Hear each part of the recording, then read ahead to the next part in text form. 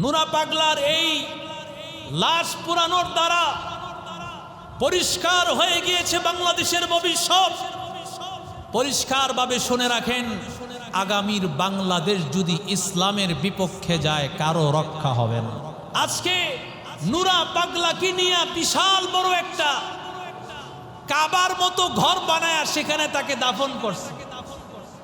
কাবার মতো ঘর বানায় সেখানে দাফন করেছে, উঁচু জায়গা বানায়া এখানে আইসা যেন মানুষ জিয়ারত করে। আলেম ওলামারা সবাই প্রেস ব্রিফিং করেছে সাংবাদিকদেরকে দিয়ে, কিন্তু প্রশাসনের কান পর্যন্ত পৌঁছে নাই। যখন কোনো আইন কোনো প্রশাসনের লোক হাতে নিবে না, সেই আইন মুসলমান হাতে নিয়ে নিবে। ঠিক কিনা জোরে বলেন।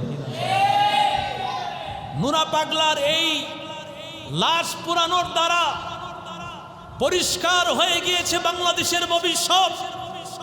পরিষ্কারভাবে শুনে রাখেন, আগামীর বাংলাদেশ যদি ইসলামের বিপক্ষে যায় কারো রক্ষা হবে না।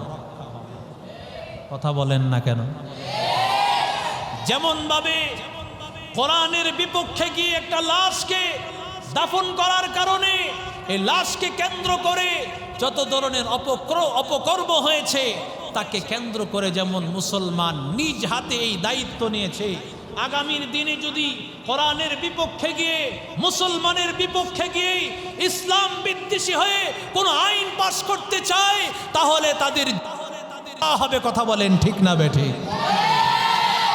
গতকালকে হাটাজারি মাদ্রাসা এখনো রক্তাক্ত। কেন? ওই যে জিলাফিকুর মার্কা মৌলবী মিলাদুন্নবীর আগমন, রসুলের নাকি জন্ম হয়েছে 12ই রবিউল আউয়াল, অথচ 12ই রবিউল আউয়াল প্রসিদ্ধ মত অনুযায়ী রসুল জন্মগ্রহণ করেছে। এটা বিশুদ্ধ মত নয়, বিশুদ্ধ মত হলো 8ই রবিউল আউয়াল।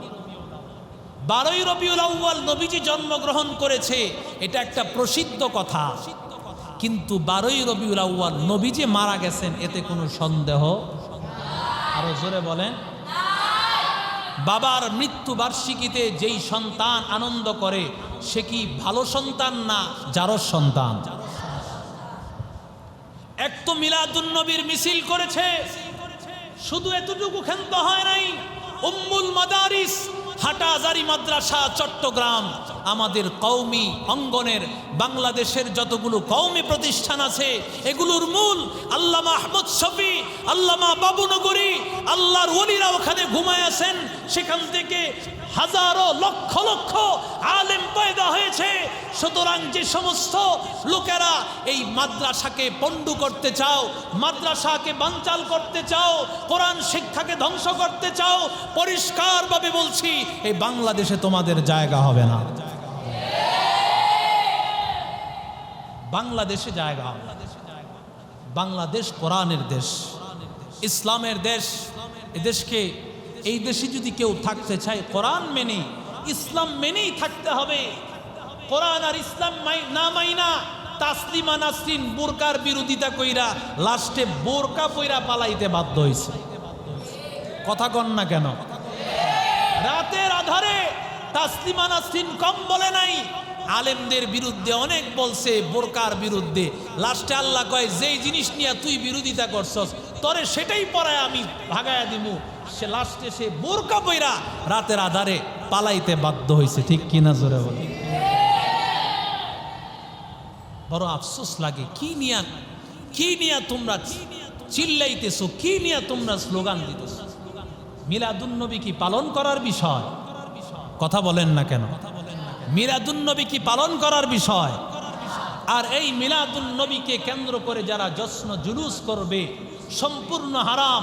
এর কারণে কাল কিয়ামতের ময়দানে রসুলের কাঠগড়ায় তোমাদেরকে আসামি হিসাবে দাঁড় করায় দেওয়া হবে। রসুল বলবে, আরে আমি রসুল কি মৃত্যু দিবসে আমি রসুল কি একটু দোয়া পাওয়ার ভাগিদার ছিলাম না? আমি রসুলের জন্য যদি পয়সা একবার ফাতিহা পড়তি, তিনবার সূরা ইখলাস পড়তি, আমি রসুলের কবরে একটা খতম সওয়াব চলে যাইত। না কইরা কি করলি? বড় বড় ডেকসেট বাজায়া স্লোগান দিয়া সারা ঢাকা শহর গরম করে, এমনকি মাদ্রাসার উপরও অ্যাটাক করেছো। এটার দ্বারা পরিষ্কার হয়ে গেছে সমস্ত কোরআন হাদিসের বিরুদ্ধে যারাই যাবে আগামীর ভবিষ্যৎ তাদের অনেক খারাপ হবে, ঠিক কিনা জোরে বলেন। আমরা এখনো চাই তোমরা রসুলকে মহব্বত করতে করতে আল্লাহ পর্যন্ত নিয়েছো, তোমাদেরকে বুঝায় আসো, কোরআনের পক্ষে আসো, রসুলের জায়গায় রাখো। রসুলকে বাড়াইতে বাড়াইতে যদি আল্লাহর সমান, আল্লাহর উপরে তো দূরের কথা, আল্লাহর সমান কি করা যাবে? কথা বলেন না কেন? রসুল রে মানতে মানতে কয় রসুল গায়েব জানে, রসুল হাজের নাজের, রসুলকে আল্লাহর সমান বসায় দিল, আল্লাহর উপরে উঠায় নিল। আল্লাহর দন নবীরে দিয়ে নবী গেছে গায়েব হয়া। কথা কন না কেন? নাউজুবিল্লাহ জোরে কন। আল্লাহ হেফাজত করেন, জোরে বলেন আমিন। সাহাবাই কারাম তো নবীদেরকে ভালোবাসছেন, নবীকে কি পরিমাণ সাহাবীরা ভালোবাসছেন। মিলাদুন নবী পালন করছেন আবু তালেব, মিলাদুন নবী পালন করছেন আবু লাহাব। বলেন তো আবু লাহাব তার বাদী সুয়াইবিয়া তাকে আজাদ করে দিছে, আবু লাহাব কি এ কারণে জান্নাতি না জাহান্নামী? কেন জাহান্নামী? বলে এই কারণে জাহান্নামী, আবু লাহাব মিলাদ মানছে, রসুলের সিরাত মানে নাই। মিলাদ মাইনা সিরাত না মানলে যে অবস্থা আবু লাহাবের যে অবস্থা হয়েছে, যারা মিলাদ মানে রসুলের সিরাত মানে না তাদের সে অবস্থা হবে, ঠিক কিনা জোরে বলেন। আরে রসুলের মিলাদ তো সবাই মানে, কারণ রসুলের জন্ম আগে, তারপরেই না রসুলের মৃত্যু। রসুল দুনিয়াতে আগমন করেছেন, এটা হলো রসুলের মিলাদ। আর রসুলের সিরাত হলো 63 বছর আগে জন্ম, তারপরেই না তার জীবন, ঠিক কিনা জোরে বলেন। আল্লাহ ঈদ দিয়েছেন বছরে কয়টা? আরো আসতে বলেন। আল্লাহ ঈদ দিয়েছেন বছরে 2টা। সুরের দলের ভালো লাগে না, এরা কয় আরেকটা ঈদ দরকার, সকল ঈদের সেরা ঈদ ঈদে মিলাদুন নবী। নাউজুবিল্লাহ কন।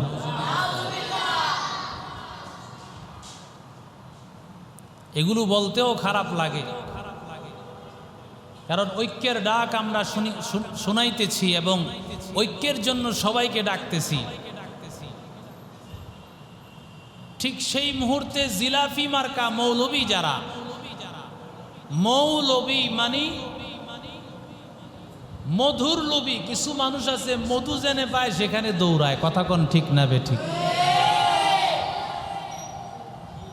ইয়া নবী সালাম আলাইকা কয়া যদি গরম গরম 2খান জিলাপি নিয়ে বাড়িতে যাওয়া যায়,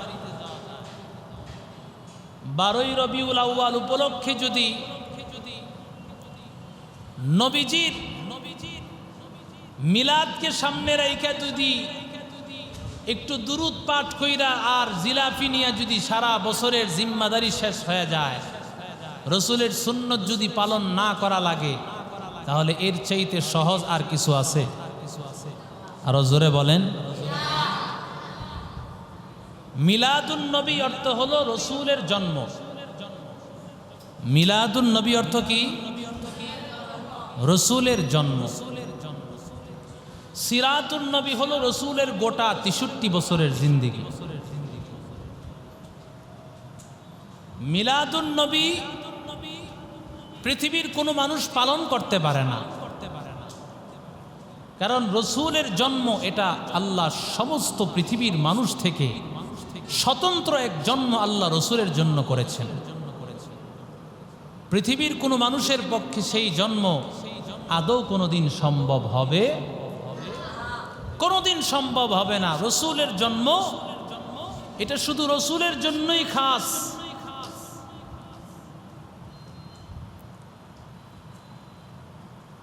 এই জন্য মিলাদুন নবী কেউ মানতে পারে না। বলে কিভাবে মানতে পারে না? মা আমেনা বলেন, রহমাতুল লিল আলামিন আমার গর্বের মধ্যে, আমার গর্বের মধ্যে আসার পর মা আমেনা বলেন আল্লাহর কুদরত, আল্লাহ তাআলা মা আমেনাকে আমার গর্বে পাঠাইয়া আল্লাহ তাআলা এত সহজ করে দিয়েছেন। একজন মা যেই পরিমাণে কষ্ট পায়, আল্লাহর কসম পৃথিবীর মারা বুঝে সন্তান গর্ভে ধারণ করা কতটা কষ্ট, ঠিক কিনা জোরে বলে? কষ্ট যদি নাইবা হতো আল্লাহ বলতেন না হামালাতহু উম্মুহু কুরহা ওয়া ওয়াদাআতহু কুরহা। আল্লাহ নিজেই কষ্টের শব্দ ব্যবহার করেছেন। এরে আল্লাহর বান্দা, অন্যায়তে আল্লাহ বলেন হামালাতহু উম্মুহু ওয়াহানান আলা ওয়াহনিন। আল্লাহ বলেন মায়ের গর্ভে ধারণ করা বড় কষ্ট হয়। মা আমেনা বলেন মুহাম্মদ যখন আমার গর্ভে আসছেন, আল্লাহর কসম আমি মা হিসাবে কোনোদিন কষ্ট অনুভব করি নাই। বলেন তো পৃথিবীর কারো জন্য এই সহজ হওয়াটা কি সম্ভব নাকি? নবীর জন্য যেটা হয়েছে পৃথিবীর আর কারো জন্য হবে না রে যুবক। ও আল্লাহর গোলাম, পৃথিবীর আর কারো জন্য হবে না, একমাত্র রহমাতুল লিল আলামিনের জন্য আল্লাহ যা করেছেন পৃথিবীর অন্য কারো জন্য সেটা সম্ভব হবে না।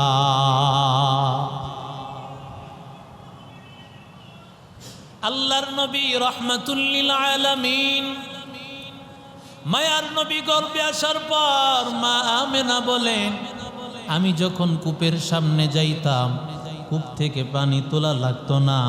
আমি যখন কূপের সামনে যাইতাম সাথে সাথে পানিগুলো উপরে উঠে যাইতো। অন্যান্য মহিলারা ডাক দিয়া বলে আমেনা যেও না, একটু দাঁড়াও, তুমি যতক্ষণ পর্যন্ত থাকো মা আমেনা, আমেনা তুমি থাকলে আমাদের কষ্ট করা লাগে না, বালতি ফালাইয়া সেখান থেকে পানি উঠানো লাগে না, বরং অটোমেটিক পানি উপরে উঠে যায়।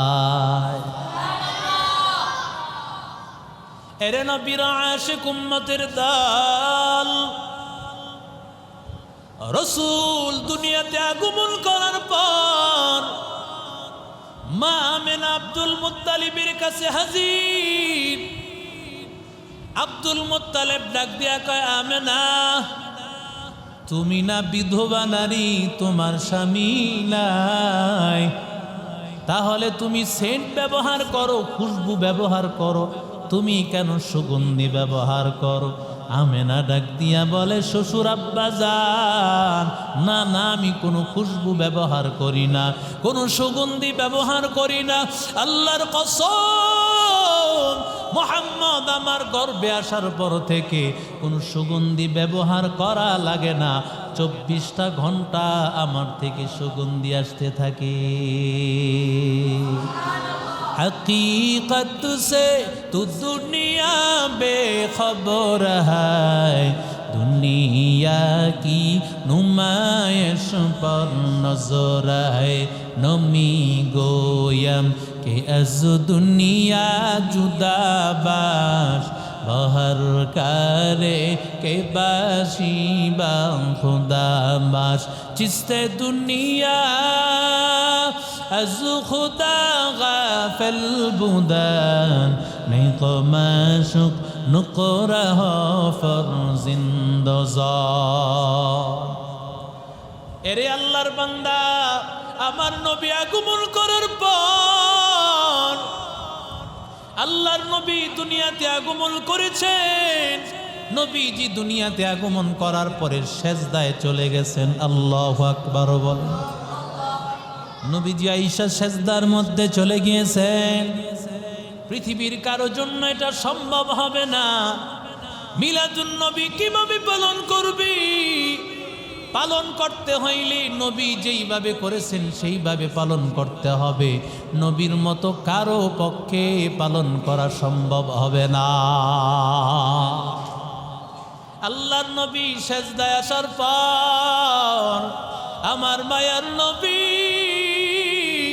রহমাতুল লিল আলামিন সেজদায় নবী যাওয়ার পর শুধু সেজদায় গিয়েছেন তা না, আমার নবী লম্বা সময় সেজদায় আমার নবী আসমানের দিকে সেজদা থেকে লম্বা সময় পরে ওঠার পরে আঙ্গুল শাহাদাত আঙ্গুলিটা আসমানের দিকে উঠাইছেন। সুবহানাল্লাহি সুবহানাল্লাহি ওয়ালহামদুলিল্লাহি ওয়ালা ইলাহা ইল্লাল্লাহু আল্লাহু আকবার। ও আল্লাহর বান্দা তাকাইয়া দেখ, আমার মায়ার নবীর সর্বপ্রথম জবান দিয়া বের হয়েছে তাসবিহের আওয়াজ,